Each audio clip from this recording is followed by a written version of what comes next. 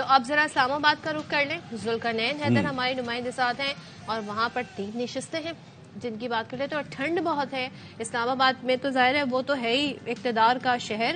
تو ذوالقرنین آپ کیا بتائیے گا ذرا, صبح سویرے تو ابھی تو کافی ٹھنڈ بھی ہوگی وہاں پر, موسم کے کیا مزاج ہیں اور کل کے لیے آپ ویسے لوگوں سے آپ نے اب تک فیڈ بیک لیا کہ وہ تیار ہیں گھر سے نکلنے کو؟ ویسے اسلام آبادی تو اٹھ ہی جاتے ہیں جلدی. جی بالکل صدف, موسم تو اچھا ہے, دھوپ نکلی ہوئی ہے لیکن صاف ظاہر ہے ٹھنڈ تو ہے ہی. میں اگر انتخابی صورتحال کے حوالے سے بات کروں تو جو انتخابی مہم ہے اس کا تو وقت ختم ہو چکا ہے, لیکن اسلام آباد کے ٹوٹل 3 حلقے ہیں, 3 سیٹیں ہیں, انتہائی اہم ہیں کیونکہ اگر 2018 کے انتخابات کی بات کریں تو یہ 3 سیٹیں پاکستان تحریک انصاف کی تھیں. عمران خان نے بھی یہاں سے الیکشن لڑا تھا لیکن بعد ازاں انہوں نے یہ سیٹ چھوڑ دی اور پھر علی نواز اوان جو ہے ان کی جگہ یہ آئے تھے. اب ان حلقوں کے جو نمبر تھے وہ بھی تبدیل کیے گئے ہیں. اب یہ 46, 47 اور 48 میں چلا گیا ہے. میں اس وقت 46 کے حلقے میں ہی موجود ہوں. یہاں سے جو نون لیگ کے امیدوار ہیں انجم عقیل وہ یہاں سے لڑ رہے ہیں, جماعت اسلامی کے امیدوار ہیں میاں اسلم وہ بھی یہاں سے لڑ رہے ہیں, عامر مغل ہیں جو کہ آزاد امیدوار ہیں لیکن وہ پی ٹی آئی کے ٹکٹ ہولڈر بھی ہیں وہ بھی یہاں سے لڑ رہے ہیں. اسی طرح اور بھی امیدوار ہیں لیکن یہ مین جو امیدوار ہیں میں ان کی بات کر رہا ہوں وہ لڑ رہے ہیں. یہاں سے شعیب شاہین بھی الیکشن میں حصہ لے رہے ہیں. تو یہاں کی اگر صورتحال یہ تو آپ نے وہ نام بتا دیے ذوالقرنین, نام آپ نے بتا دیے, لیکن جیسا آپ نے بتایا کہ سردی ہے, ٹھنڈ ہے, الیکشن ماحول بھی کوئی ٹھنڈ ہی لگ رہا ہے وہاں پہ. پچھلی بار جیسے آپ نے خود بھی کہا کہ وہاں پچھلی بار تو ٹھیک ٹھاک وہاں سے معاملات تھے اور اسد عمر اور عمران خان جیسے بگیز جو تھے وہاں پہ کر رہے تھے. تو ہمارا سلسلہ جہاں سے منقطع ہوا تھا وہیں سے اب سلسلہ جوڑتے ہیں کیونکہ سارے سلسلے ہی تو وہیں جاتے ہیں. ہم بات کر رہے ہیں اسلام آباد کی اور ذوالقرنین ہمارے نمائندہ ہمارے ساتھ موجود ہیں. تو ذوالقرنین, اسلام آباد میں جیسا کہ ہم آپ سے بات بھی کر رہے تھے, اسلام آباد میں ٹھنڈ تو ہے بڑی ویسے, لیکن کیا الیکشن کیمپیننگ بھی اتنی ہی ٹھنڈی رہی یا پھر لوگ نکلے, انتخابی جماعتیں نکلیں, انہوں نے کنونسنگ کی, لوگوں تک پہنچے, ان تک وعدے کیے, ان سے دعوے کیے, کیا رہا اسلام آباد میں اوور آل؟ بعد میں اگر انتخابی گہما گہمی کی بات کریں تو اس دفعہ جو ہے ماضی کی نسبت بہت ہی کم انتخابی مہم جو ہے وہ دیکھنے میں آئی ہے. ورنہ 2018 کی بات کریں تو ہر سائڈ سے کسی نہ کسی جماعت کی ریلی آ رہی ہوتی تھی, جلسے ہو رہے تھے, کارنر میٹنگ ہو رہی تھی, لیکن اس دفعہ ہمیں وہ نظر نہیں آیا. اسلام آباد کا ایک تو یہ بھی ہے کہ اسلام آباد کی جو 70% آبادی ہے وہ دیہی آبادی پر مشتمل ہے اور 30% جو ہے وہ سٹی ایریا ہے, لیکن پھر بھی ایکٹیویٹیز جو ہیں وہ جاری رہتی تھیں. اس دفعہ بھی کارنر میٹنگ کی حد تک تو کچھ ہوئی ہیں لیکن کوئی بڑی ریلی یا کوئی بڑا جلسہ بھی نہیں ہوا ہے, نہ ہی کسی بڑے سیاسی لیڈر نے یہاں پر آ کے جلسہ کیا اپنے امیدوار کے لیے.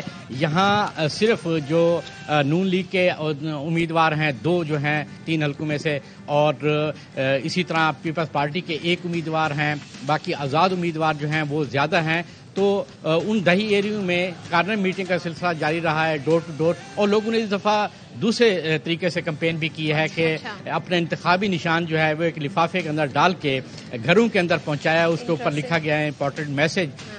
تو وہ لوگ جب کھولتے تھے تو وہ آگے انتخابی نشان ہوتا تھا تو لوگ گھبرا بھی جاتے تھے, پتہ نہیں یہ کیا میسج اہم آ گیا, کس کی طرف سے آ گیا ہے. لفافے میں صرف انتخابی نشان ہوتا تھا یا اس کے علاوہ اور بھی کچھ ہوتا تھا؟ نہیں, نکلا انتخابی نشان ہی. لوگ تو خوش ہو کے اس لیے کھولتے تھے کہ شاید کچھ اور بھی ہو, مگر وہی نکلا انتخابی نشان. تو میں یہاں یہ بات کروں 990 ٹوٹل جو ہے پولنگ اسٹیشن ہے اسلام آباد میں. تقریباً 11 لاکھ کے قریب جو ہیں وہ یہاں پر ووٹرز ہیں. 5,83,000 مرد ووٹر ہیں. اسی تعداد میں جو خواتین کے ووٹ بھی ہیں وہ بھی ہیں. سیکیورٹی کے انتہائی سخت انتظامات کیے گئے ہیں. 6,500 کے قریب جو اسلام آباد سیکیورٹی پر جائیں, ابھی تھوڑی دیر پہلے فیصل ہمیں بتا رہے تھے کہ لاسٹ الیکشن میں جو اسلام آباد کی جو 3 نشستیں ہیں ٹرن آؤٹ زبردست رہا تھا. کتنا آپ نے بتایا تھا؟ N52 تھا, اس پہ 64%, پھر N53 جو ہے اس پہ یہ جو ٹرن آؤٹ تھا یہ غیر معمولی تھا 2018 میں. یہ آپ سمجھتے ہیں کہ یہ ایک روایت رہی ہے اسلام آباد؟ تک نہیں ہے. دیکھیں ورنہ عام طور پہ 48%, 47% رہا ہے, لیکن 2018 میں یہ 64% رہا تھا. اور اس دفعہ بھی متوقع یہی ہے کہ یہ 60% سے اوپر ہی جائے گا. اگر صرف اسلام آباد کی بات کریں تو ٹرن آؤٹ وہ زیادہ جائے گا, اور اسی وجہ سے جو آزاد امیدوار ہیں وہ بھی بڑے پر امید ہیں. آپ نے پہلے بھی سوشل میڈیا کی بات کی, تو سوشل میڈیا نے جو ہے اس انتخابی مہم میں بڑا اہم کردار ادا کیا ہے. لوگوں نے اس کے ذریعے جو ہے وہ انتخابی مہم چلائی ہے, اور یہ بھی سلسلہ کیا جا رہا ہے کہ جو آزاد امیدوار ہیں وہ پرچی کے اوپر ووٹ نمبر, ووٹر کا نام اور انتخابی نشان جو ہے وہ گھروں میں پہنچا رہے ہیں, کہ تاکہ جب وہ پولنگ اسٹیشن جائیں ووٹ کاسٹ کرنے تو ان کو یہ پتہ ہو کہ ان کے انتخابی نشان کیا ہیں. دیکھیں, شیر اور تیر کی بات کریں تو وہ اوپنلی ہو گیا ہے, پیپلز پارٹی ہے, نون لیگ ہے, لیکن جو باقی آزاد امیدوار ہیں جن کے ڈیفرنٹ انتخابی نشان ہیں تو وہ یہ سلسلہ کر رہے ہیں کہ ہم گھروں میں جا کر بھی پرچیاں دی جائیں. تو وہ پرچیاں دی جا رہی ہیں, لوگوں کو کنونس کیا جا رہا ہے کہ ان کو ہی ووٹ دیے جائیں.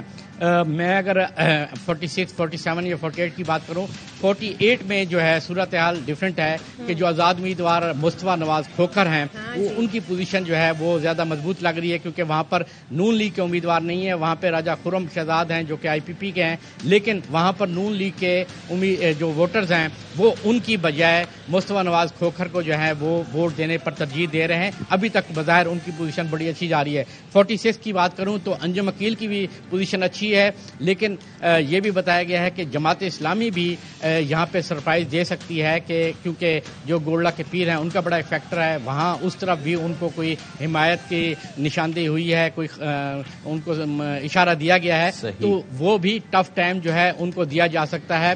آزاد امیدوار جو 48 کے ہیں محمد علی بخاری, وہ اگرچہ نئے ہیں, ان کے لیے مسئلہ ہے. دیکھنا یہ ہے کہ وہ نئے ہیں تو کیا وہ نیا ایکسپیرینس لے کے آتے ہیں انتخابات میں.